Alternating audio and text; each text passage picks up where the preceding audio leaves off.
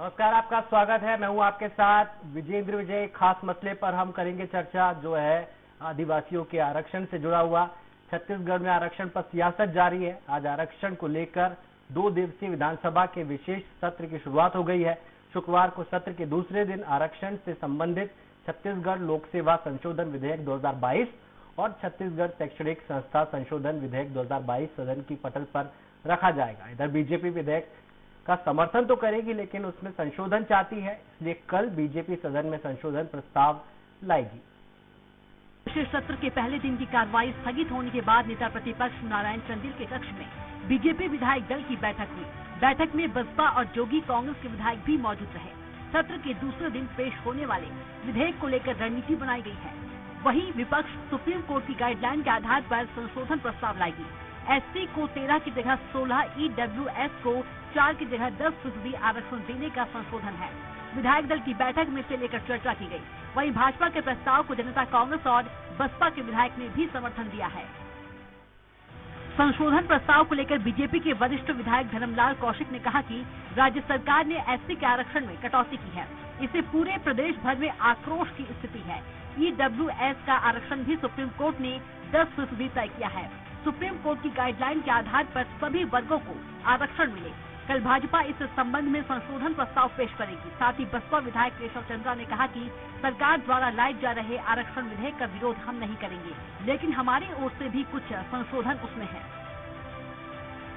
देखिए, वो मैंने कहा सुप्रीम कोर्ट का जो गाइडलाइन 10% का है, तो 10% का जो अधिकार है 10% उनको मिलने चाहिए। और यदि नहीं मिल रहा है तो उनके जो आर्थिक रूप से कमजोर हैं उनके साथ भी सरकार अन्याय कर रही है। इन सारी बातों का कल जब चर्चा होगी तो पूरे शिद्दत के साथ में रखेंगे और हम चाहेंगे कि किसी के साथ में अन्याय न हो, उनको न्याय मिलनी चाहिए। देखिए, जो यहाँ पर राजनीतिक दल है, जो लोग काम कर रहे हैं, वो नहीं चाहते कि किसी के आरक्षण पर कोई कटौती हो।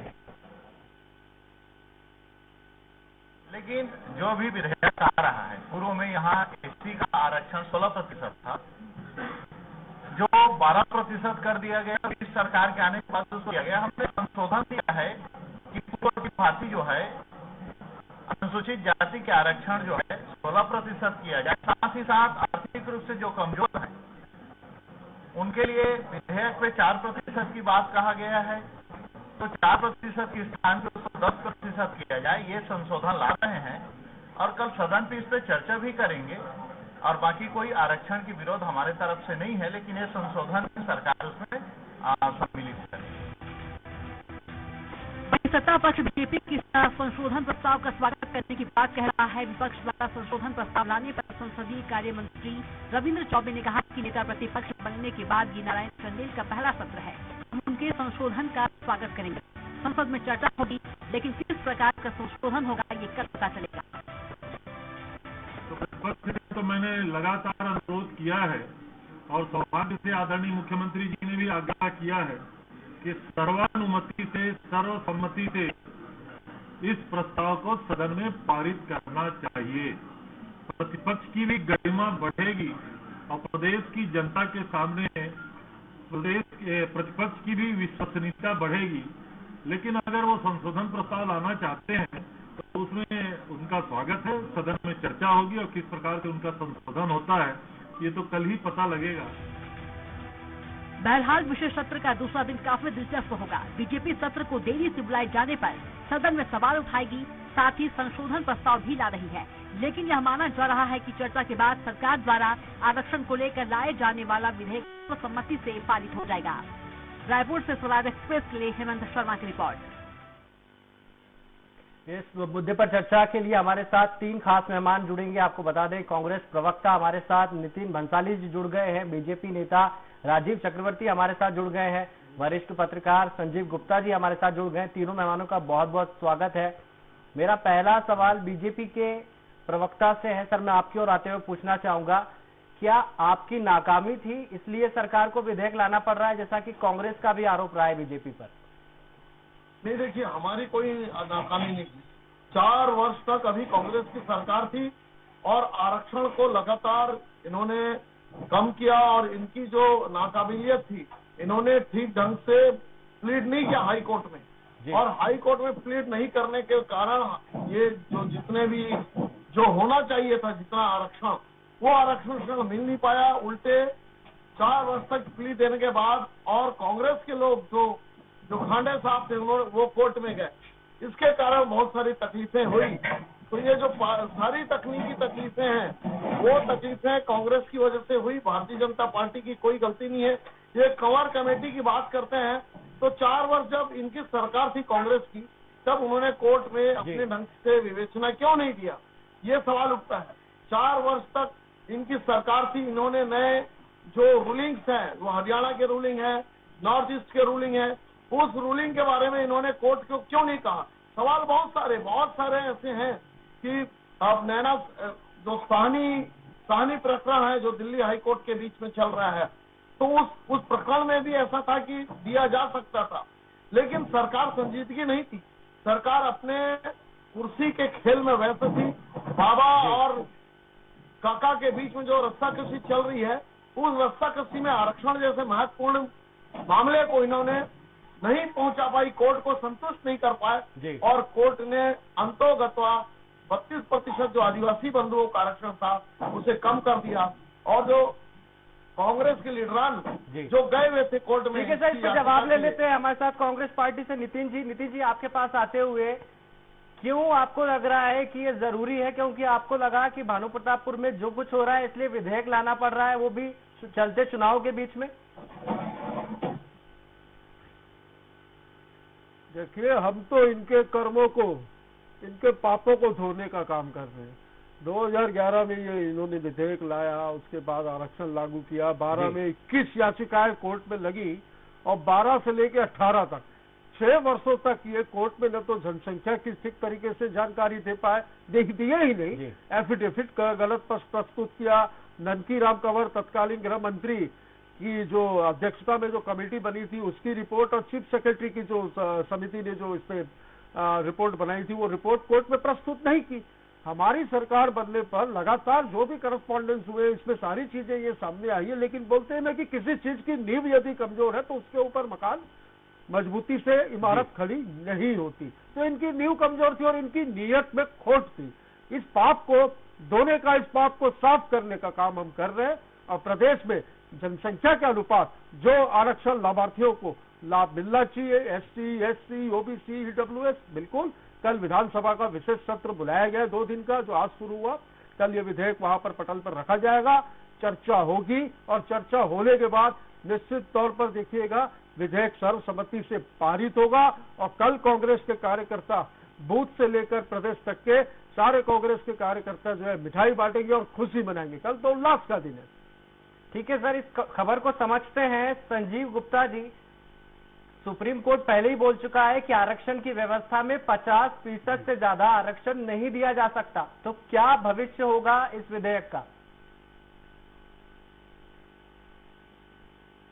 देखिए, ये जो इससे पहले हाई कोर्ट ने जो विधेयक को वापस किया था, जो आरक्षण की व्यवस्था को जो वापस किया था भारतीय जनता पार्टी के द्वारा, जो 2012 में लाया गया था, उसका लब्बुलवाब यही था कि जो 58% जो आरक्षण पहुंच गया था उसको 50% जो आरक्षण है संविधान सम्मत नहीं है करके वापस लिया गया था।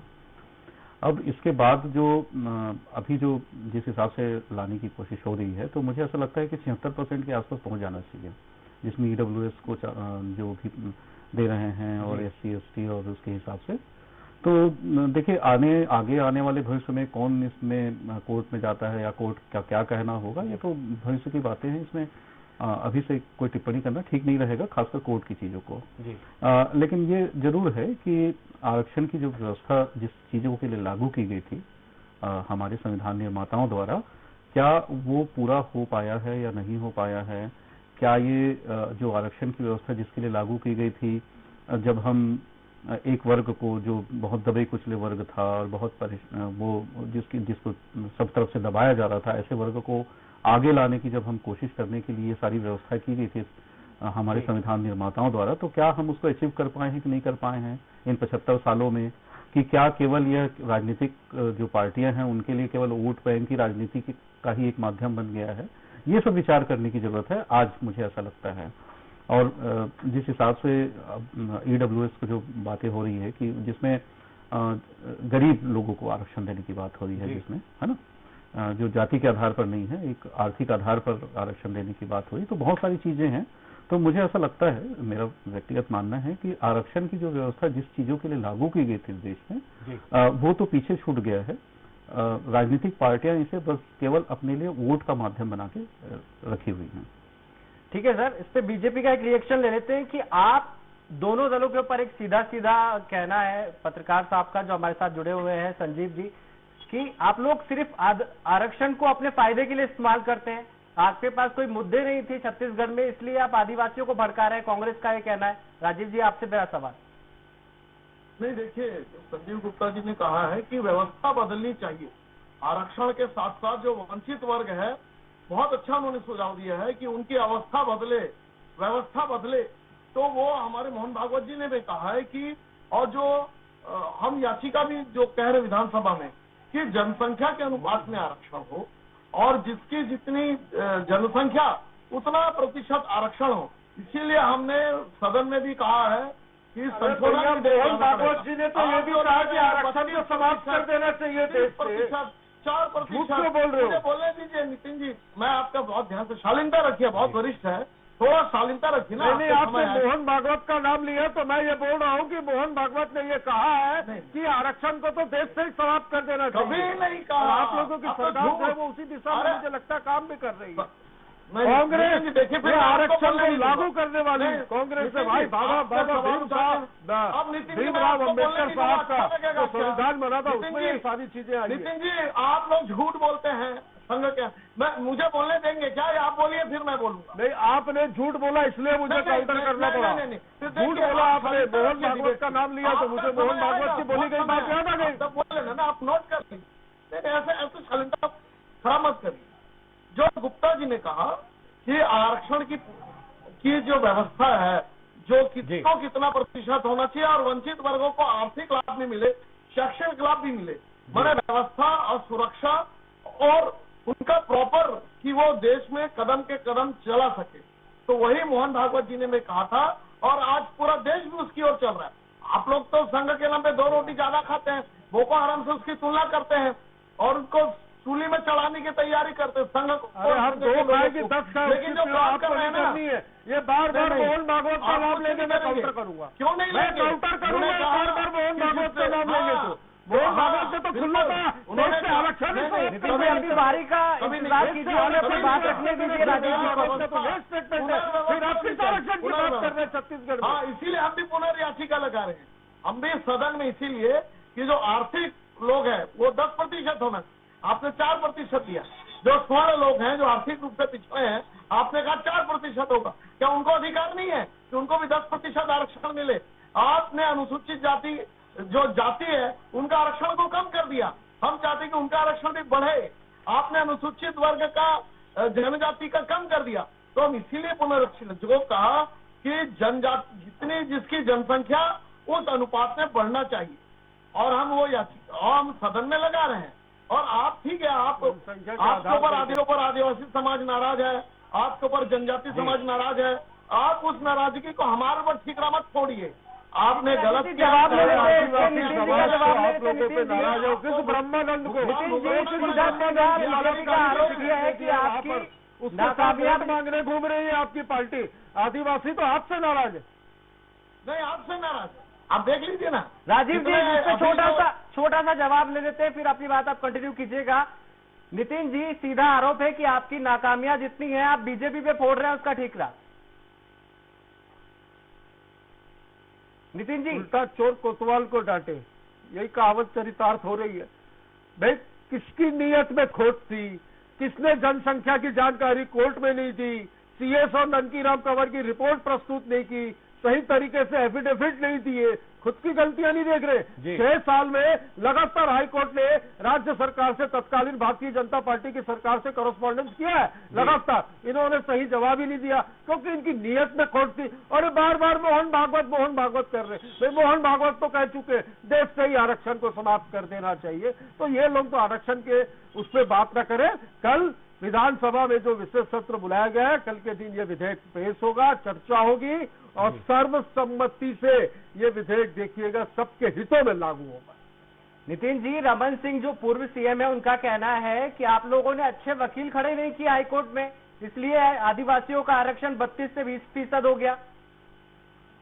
गलत बात, बिल्कुल गलत बात। अभी भी अपनी करनियों का ठिठुरा हमारे माथे पे फोड़ने का काम कर रहे हैं। उल्टा चोर कोतवाल को डांटे, जो कहावत मैंने कही बिल्कुल सही कही। खुद की गलतियां मैंने तो 3-3, 4-4 बातें बताई, और कोर्ट से जो डिसीजन आया है वो डिसीजन में भी यही लिखा हुआ है, इन्हीं चीजों का जिक्र है। हमने तो अंत तक लड़ाई लड़ी है, अंत तक हमने आदिवासियों के लिए, एससी, एसटी, ओबीसी हमारे भाइयों के लिए अंत तक के राज्य सरकार ने लड़ाई लड़ी है, और अभी भी इन्हीं के लिए विशेष सत्र बुलाया गया, क्योंकि हमें चिंता है, हमें इस वर्ग की चिंता है।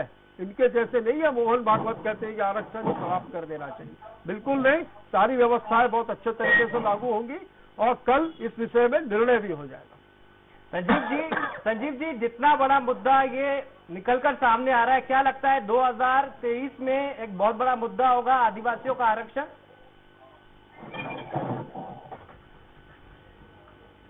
देखिए, अभी जो कल जो होने वाला है विधानसभा में, विधानसभा के बाद जब वो पारित होकर आगे जाएगा, और इसमें राज्यपाल पहले ही कह चुकी हैं कि जिस तरह से आप इसमें मदद चाहिए मैं मदद करने के लिए तैयार हूं, तो मुझे नहीं लगता है कि वहां पे जाके राजभवन में ये विधेयक जो है अटकने वाला है। वहां से जल्दी ही उसको पास कर दिया जाएगा, मुझे ऐसा लग रहा है वहां से जल्दी साइन होकर आ जाएगा। लेकिन फिर भी जो जिस तरीके से जो चीजें चल रही है, सितंबर के बाद से जो बदलाव आया है यहाँ पे, आदिवासी का जो आदिवासी समूह का एक जो बड़ा वर्ग है जिसमें सर्व आदिवासी समाज भी शामिल है, वो भी नाराज है। उनका भी कहना है कि ठीक तरीके से इसको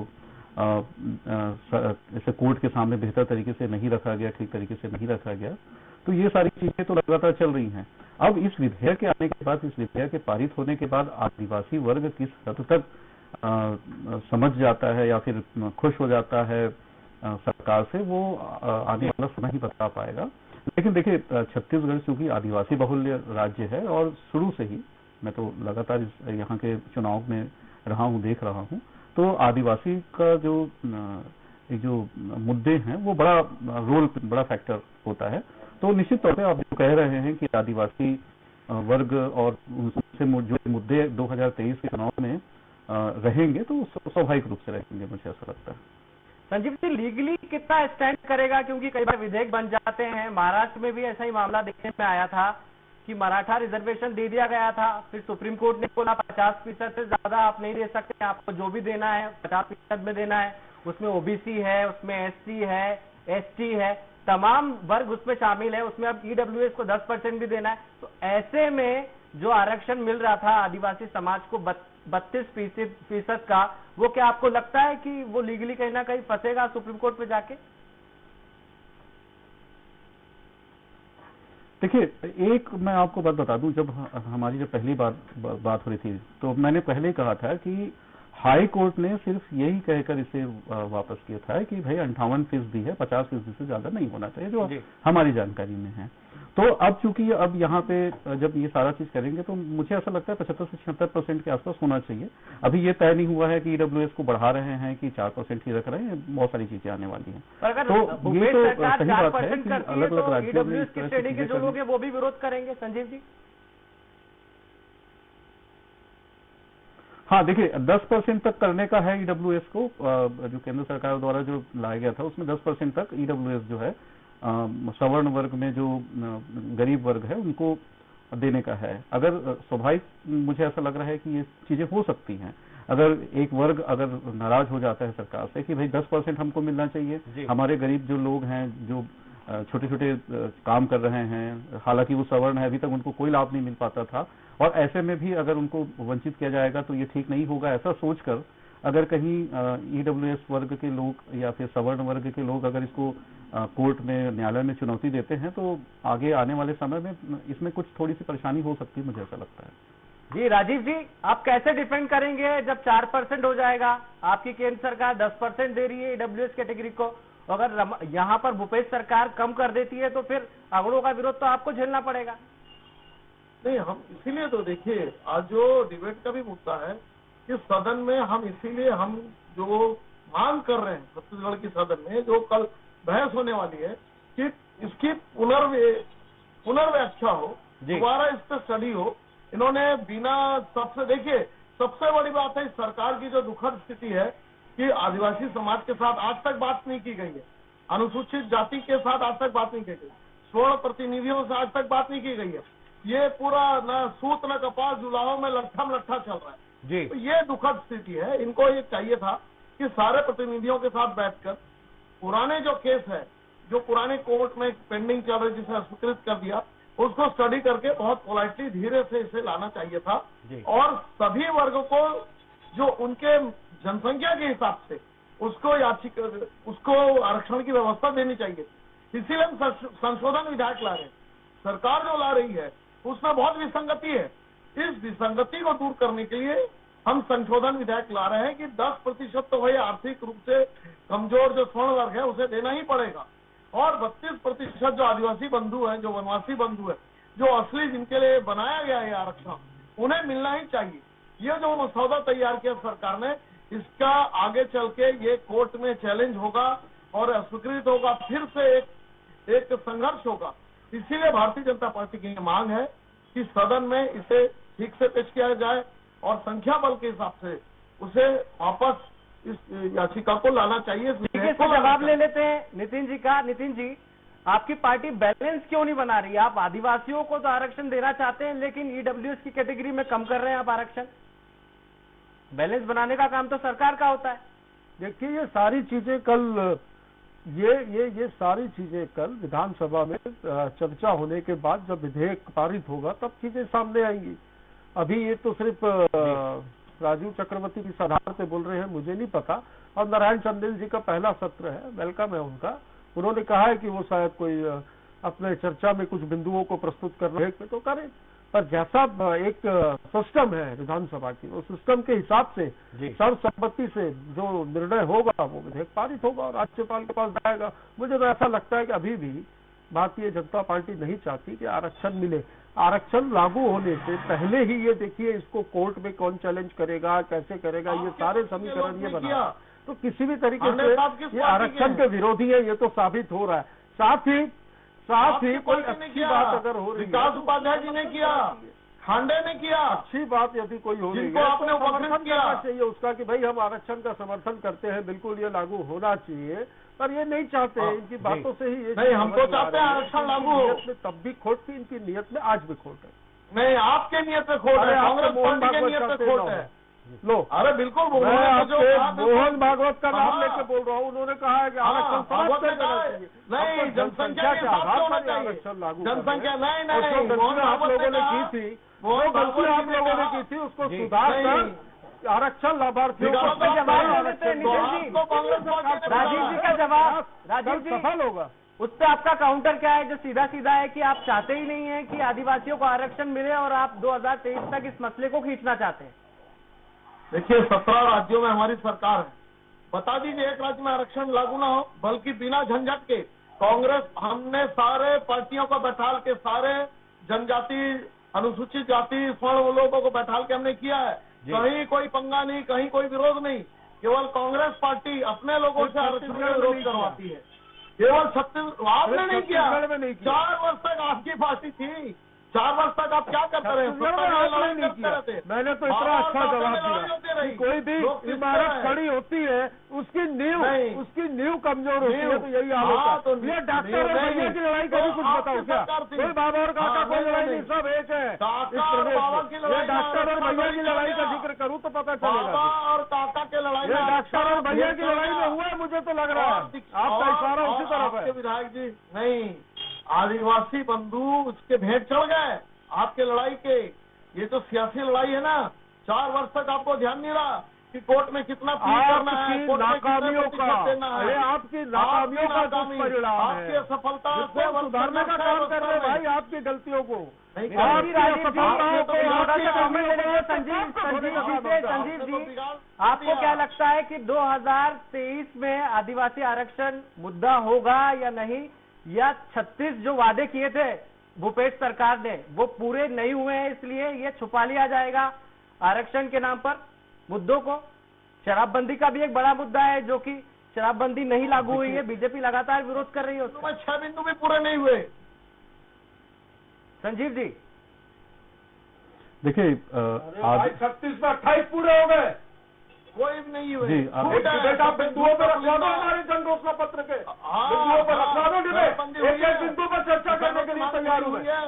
कानून व्यवस्था की बात कर लो, किसानों की मांग आप दोनों से अनुरोध है, बोलने दीजिए, बोलने का अधिकार नहीं है भाई। बात रखिए आप। 15 साल इस प्रदेश में शराब की गंगाएं बहा दी आप लोगों ने। अरे आपके समय हो रही है, आपने तो शराबबंदी कहा था, जी जी जी जनता के साथ छल किया, षड्यंत्र किया कांग्रेस ने। हमने शराबबंदी कहा था तो हम शराबबंदी की दिशा में काम कर रहे हैं। हाँ, जरा 4 ये साल हो दोनों गए। उत्साहित कार्यकर्ता शांत हो जाए तो फिर मैं अपनी बात रखूं। जी जी जी, आपने 15 साल क्या किया? आलू जी, खिला? 2023 क्या को आपने माना क्या जाए एप्पल कि जूस कल पिलाया, अगर रसना पिलाया लोगों को? विधेयक पास हो जाता है, जो जिन है आरक्षण का वो बंद हो जाएगा बोतल में। संजीव जी, देखिए मैं एक बात आपको कह दूं कि उसके बिंदु क्या क्या हैं। अभी तो पेश होना है, उसके बाद पारित होना है, उसके बिंदु क्या रहेंगे, किस तरह से रहेगा, संजीव जी माफ क्या कीजिएगा, उसमें समय की कैसी कमी है। व्यवस्था आप की गई तीनों है कि मेहमानों का आगे बहुत आने बहुत वाले समय शुक्रिया। में उसको सरकार चाहती है कि आदिवासियों को 32% आरक्षण मिले, बीजेपी भी चाहती है, लेकिन बीजेपी का कहना है कि ईडब्ल्यूएस कैटेगरी में जो आरक्षण है वो 10% दिया जाए, लेकिन सरकार की मंशा 4% की। ऐसे में देखना होगा कि विधेयक किस तरह का आता है। कल जो सदन में पास होगा, बीजेपी उसमें संशोधन प्रस्ताव लेकर आई है, और कोर्ट में ये कितना टिकेगा ये तो वक्त ही बताएगा, क्योंकि सारे ऐसे मसले जब सुप्रीम कोर्ट में जाते हैं तो 50% की गाइडलाइन के चलते रुक जाते हैं। फिलहाल इस खास चर्चा में मेरे साथ इतना ही। आप देखते रहिए स्वराज एक्सप्रेस। नमस्कार।